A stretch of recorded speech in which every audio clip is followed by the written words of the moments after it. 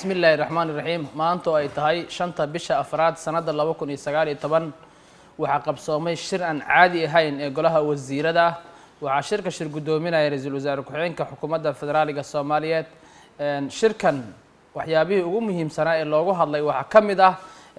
sida aad ka warqabtaan kulankii u dambeeyay isbuucii hore dhacay shirkii aan caadi ahayn ee u dambeeyay ee dhacay kaasoo ra'iisul wasaaraha xukuumadda federaalka Soomaaliya uu ku magacaabay guddi amni golo wasiira ka kooban ilaa iyo 12 xubnood guddigaasi oo loogu talagalay inay ka soo tala bixiyaan xaaladda amniga dalka meesha ay marayso saacad maalin ayna golahana u horkeenaan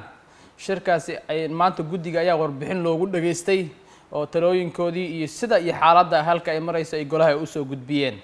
xaqiiqatan maanta ay tahay maalin jimco mudnaanta amniga ay u leedahay xukuumadda federaaliga Soomaaliyeed aad dareemi kartaan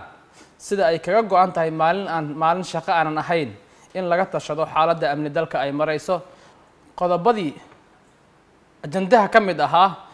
heshiiskii caalamiga ahaa ee miiga heshiiska caymiska ay wada galeen Soomaaliya iyo hay'adda bangiga adduunka miiga waa hay'ad ka tirsan World Bankiga taasoo ay shaqadeedu tahay in ay caymis ama damaanad qaado wadamada soo koraya maalgashiyada lagu sameeynayo sida aad ka warqabtaan dalkeenuna oo u baahan yahay maanta maalgashi hay'adaha ama ganacsiga gaarka loo leeyahay inay u sameeyso caymis ayaa maanta goluhu wasiiradu ansixiyay oo cod aqlabiyada uu ku ansixiyay ka mid noqoshaha hay'adaasi waana mahadsantiin